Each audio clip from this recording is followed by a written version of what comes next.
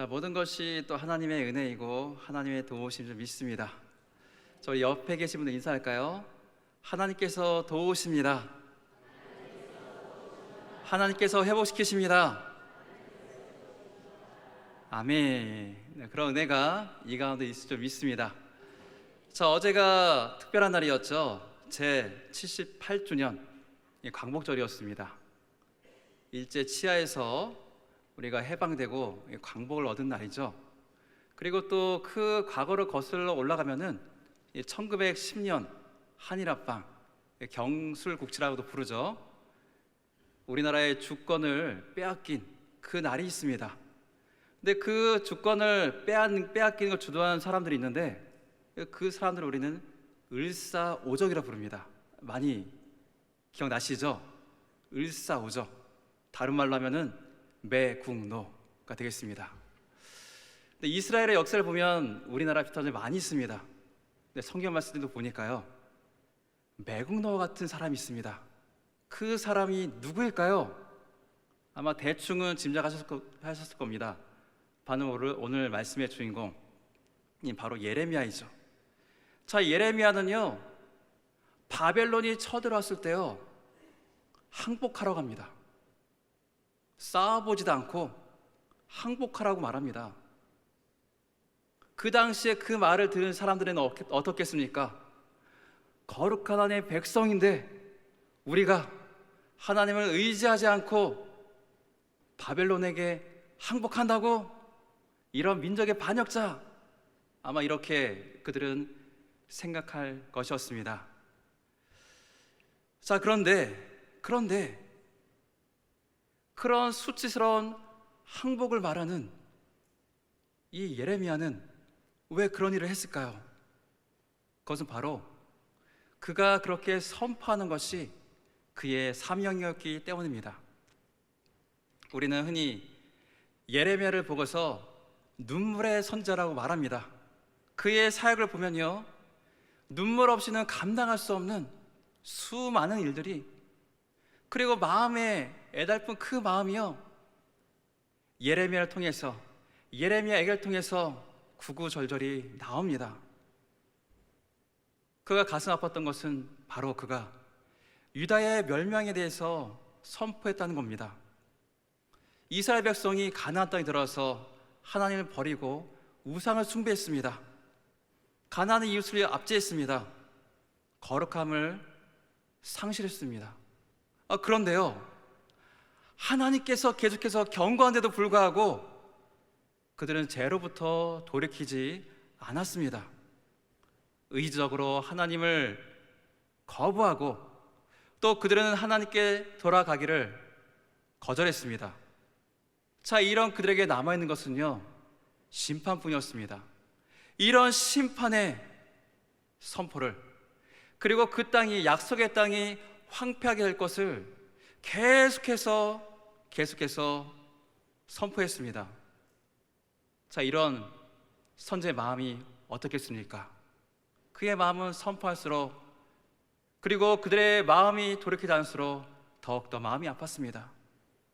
그리고 이 예레미야를 지지하는 사람도 없었습니다. 친척들은요, 예레미야를 죽이려고 했습니다. 예언하지 말라고 위협을 했습니다.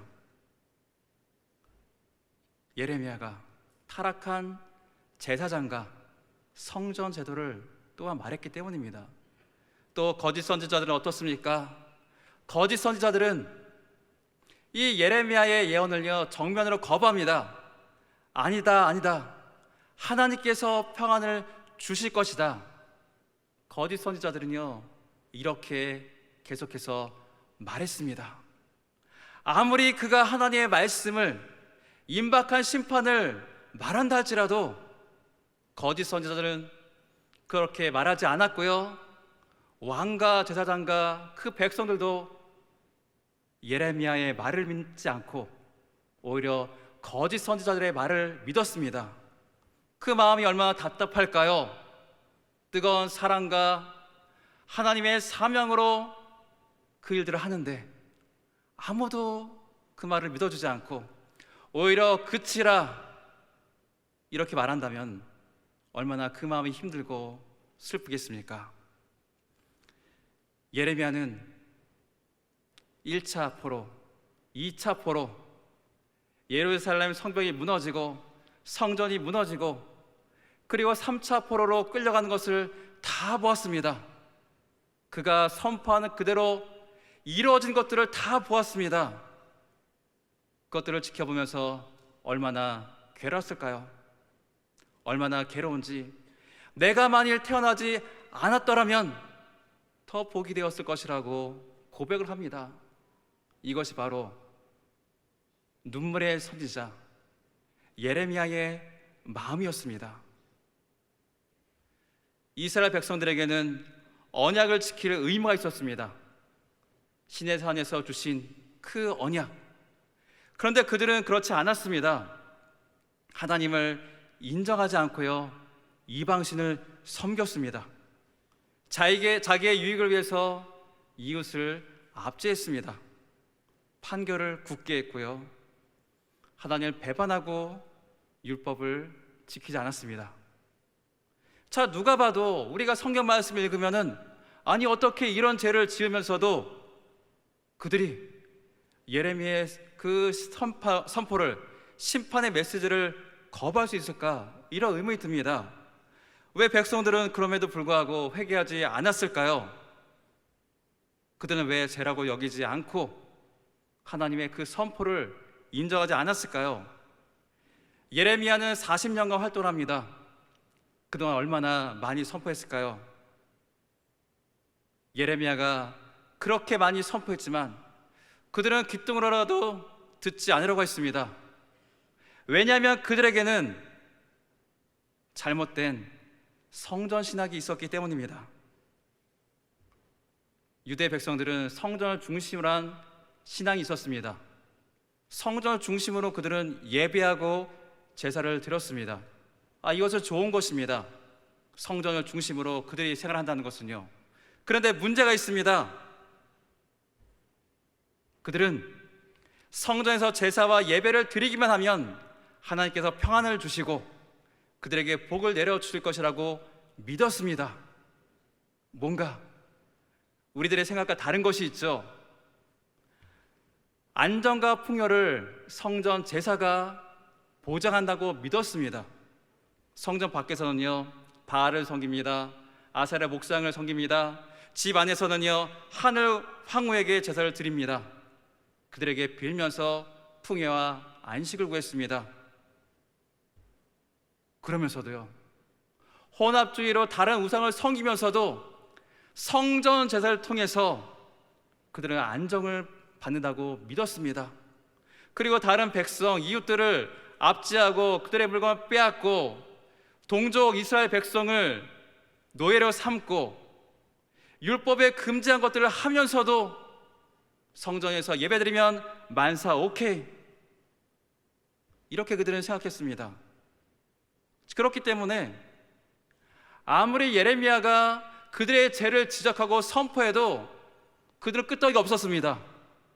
우리는 성전에서 제사하고 예배하니까 우리는 괜찮을 거야. 그들의 마음에는 그런 마음이 있었습니다. 이들의 성전 신학은 잘못되었습니다. 하나님과의 올바른 관계, 그 관계가 세워져 있지 않은데 어떻게 하나님께서 그 제사를 받으시겠습니까? 아무 의미 없습니다.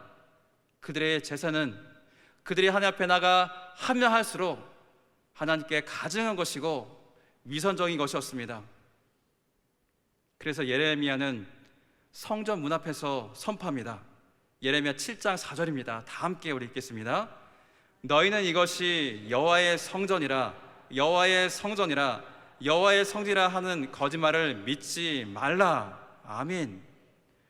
성전은 있지만 그 가운데 하나님께서 원하시는 제사가 이루어지지 않았기 때문에, 성전 역할이 이루어지지 않기 때문에 성전이라 하지 말라는 겁니다. 하나님께서 바라시는 제사는요, 형식적인 제사를 통해서 제의적으로 드리는 그런 예배가 아니었습니다. 바로 하나님의 말씀, 시내산에서 주신 그 언약의 그 율법의 말씀, 그 말씀에 순종하는 예배였고 제사였습니다. 그런데 그들은 그런 모든 것들을 다 지키지 않고 오직 성전에서 형식적으로 드리는 그 제사에 치중했습니다. 그래서 하나님께서는 하나님의 인재 상징이었던 그 성전을요 거두어 가십니다. 바벨론에 의해서요 그 성전이 철저하게 무너집니다. 이 유대인들의 성전 신학, 이 성전 신학은요 지금 우리들에게도 시사한 바가 큽니다. 이 성전 신학을 성전을 우리가 주일로 바꿔보겠습니다. 주일을 중심으로 하는 신앙, 굉장히 중요하죠. 우리는 주일 성수를 통해서 하나님의 예배를 귀하게 여기고 하나님의 주권을 우리는 인정합니다. 그런데 주일날 되어서는 우리가 정말로 하나님을 사랑하고 예배하고 온전히 나가는데 그 나머지 모든 평일 동안에는 나의 이익을 위해서, 유익을 위해서 세상의 가치관을 따라서 살고 세상의 신을 섬기고다가도 주일 예배만 잘 드리면은 그런 삶을 살아도 괜찮다고 하는 신앙인들이 있습니다. 세상에서 거룩한 삶을 살아야 함에도 불구하고 이웃을 압제하고 때로는 하나님을 알지 못하는 사람들보다 더 악독한 일을 행하는 신앙인들이 있습니다. 제가 이걸 어떻게 알 수 있을까요? 하나님께서 특별한 능력을 주셔서 제가 보면 그 사람의 행동을 다 할까요? 아닙니다. 전도하러 나가면요 교회 나가지 않는 분들이요 다 일러 바칩니다. 어느 교회 장로님은 이런 나쁜 짓을 하고요, 또 어떤 권사님은, 어떤 안수집사님은 교회 다니는 것들은 하면서 이렇게 다 일러 바칩니다. 자, 그만큼요 우리의 성전에서의 우리의 삶의 예배와 그리고 세상에서 나머지의 그 예배가요 지금 다르다는 것을 우리에게 보여주시고 있습니다. 씁쓸하고 안타깝습니다. 우리가 어떤 삶을 살던지 우리가 주일날 나와서 예배를 드리면은 우리의 모든 죄를 다 사함받고 또 하나님께서 우리에게 은혜를 주시고 우리의 앞길을 평안히 보장해 주실 거야, 이러한 믿음을 가지신 분들도 있습니다. 평일 동안에는 내 안에, 내 속에 성령께서 인도하는 삶이었고 하나님과의 인격적인 관계가 없는데 우리가 주일날 드리는 그 예배를 받으실까요? 똑같습니다. 가증스럽고 위선적으로 여기십니다. 우리는 살펴야 됩니다. 정말 우리가 드리는 예배가 하나님 앞에 가증스러운 그런 예배가 되는 것이 아닌지, 아니면 우리가 진정으로 우리의 구주가 되신 우리 예수님을 의지하여서 우리 아버지가 되신 하나님께 온전한 예배를 드리고 있는지 우리는 살펴야 합니다. 주님을 가까이 하며 거룩한 예배자로 주님 앞에 나가시길 바랍니다. 자, 그들에게는 잘못된 성전신앙이 있어서 그런 심판의 멸망의 선고에도 불구하고 그들은 회개하지 않았습니다. 앞서 말한 시내산, 이 옛 언약에는 양면성이 있습니다. 그 언약을 지키면요 하나님의 복을 받고 하나님의 백성이 되고요, 반대로 지키지 않으면 언약의 저주가 그 백성에게 임합니다. 이렇게 언약의 양면성이 있습니다. 예레미야 11장 3절 4절 다 함께 보겠습니다. 그들에게 이르기를 이스라엘의 하나님 여호와께서 이와 같이 말씀하시되 이 언약의 말을 따르지 않는 자는 저주를 받을 것이니라. 이 언약은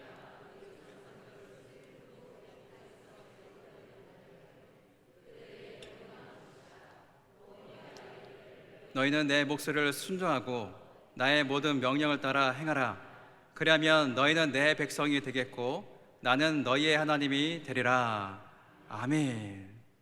자, 이렇게 언약을 지키느냐 그렇지 않느냐에 따라서 그들의 인생이 달라집니다. 이것이 언약의 양면성이었습니다.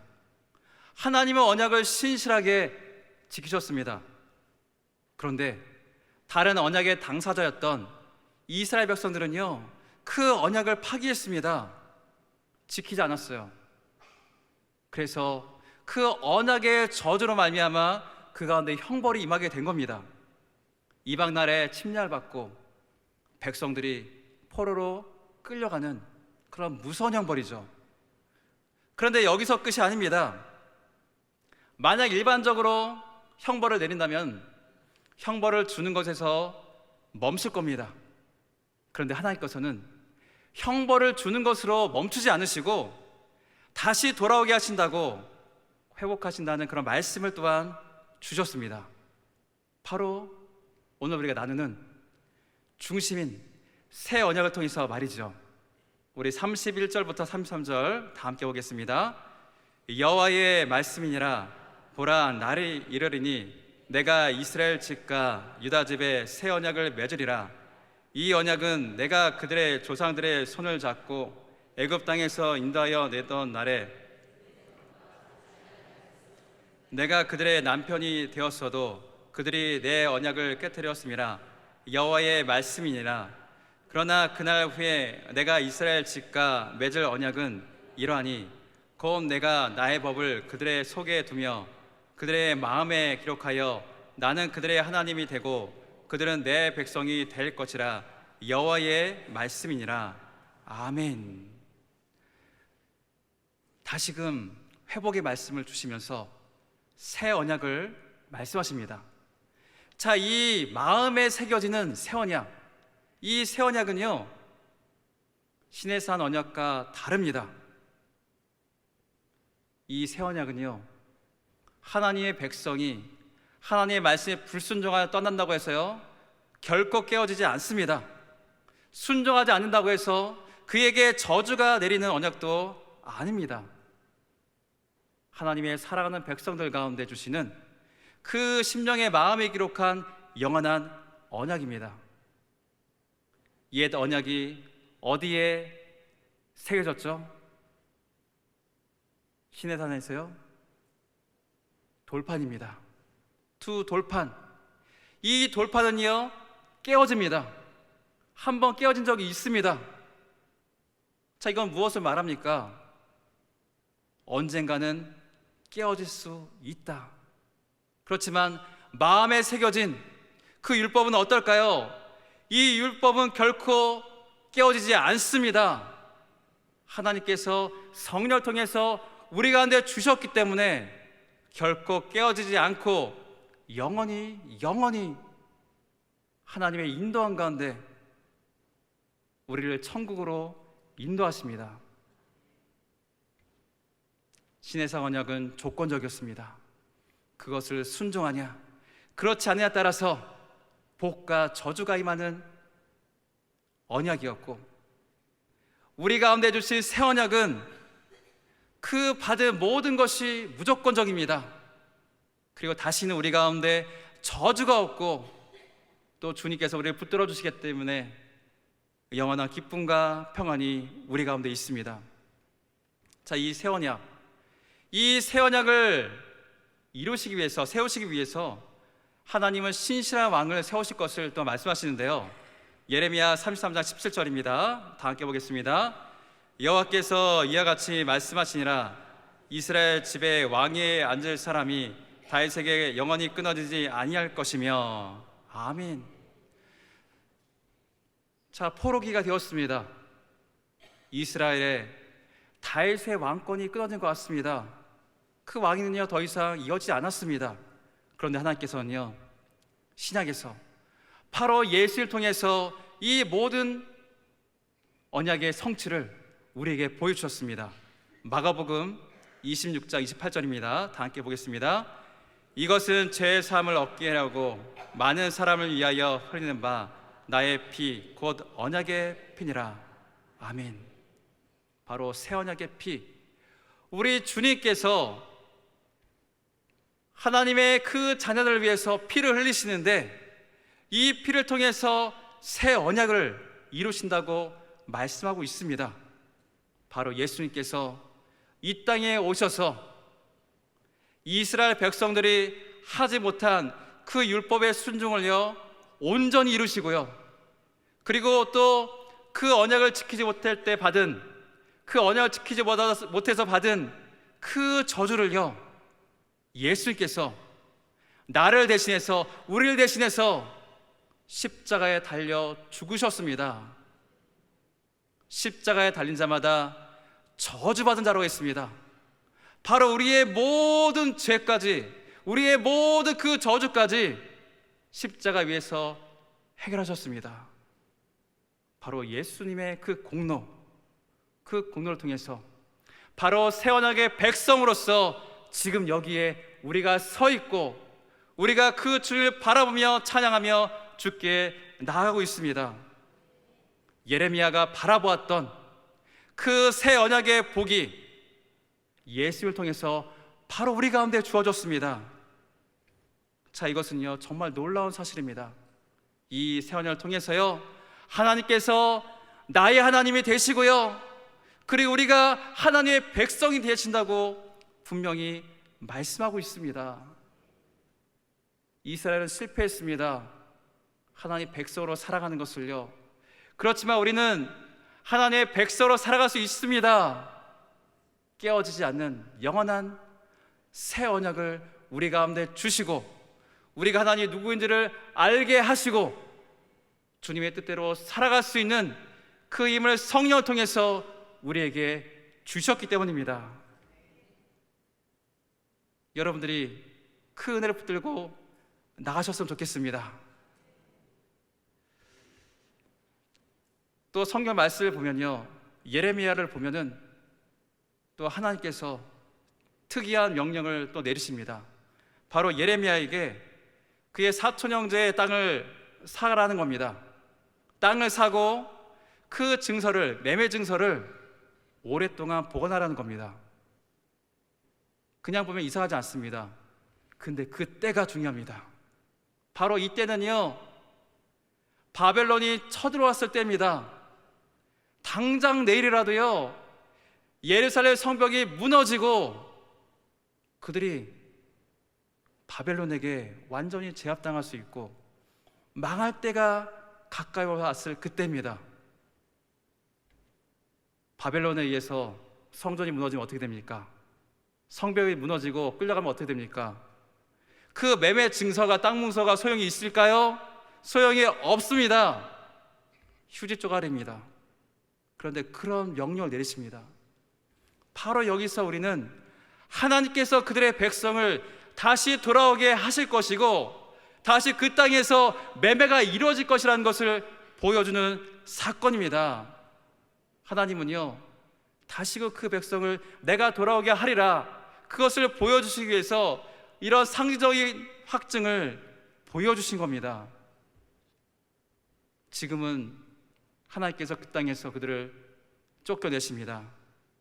이스라엘은 분명히 실패했습니다. 하지만 우리 하나님 아버지의 계획은 거기서 멈추지 않습니다.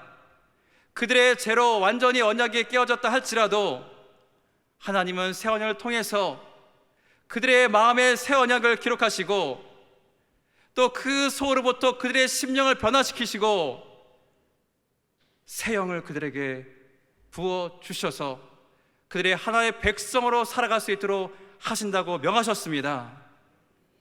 하나님의 궁극적인 목적은 심판과 파괴가 절대 아닙니다. 심판의 용광로를 지나서 회복과 구원과 하나님의 나라를 세우심이 바로 거기에 있습니다. 다시 돌아오게 하리라. 이 모든 것을 우리 하나님의 그 은혜로, 하나님의 주권적인 그 능력으로 행하셨습니다. 사랑하는 성도 여러분, 예레미야 선지자는 정말로 눈물을 흘리면서 그들에게 임박한 심판을 선포했습니다. 그 당시에 이스라엘은 하나님을 배반하고 언약의 백성으로서 실패했지만 하나님께서는 결코 그들을 가만두신 것이 아니라 그들을 심판했음에도 불구하고 다시 회복을 명하셨습니다. 우리는 그 새 언약 가운데 살고 있습니다. 주님께서 우리 가운데 새 언약을 마음속에 새기시고 하나님의 백성으로 살아가게 하셨습니다. 우리 날마다 그 주님의 은혜를 생각하며 우리 가운데 있는 죄가 무엇인지를 날마다 살펴보고 또 하나님의 기뻐하는 제사를 드리고 예배를 드리는 복된 자들이 되시길 간절히 축원합니다.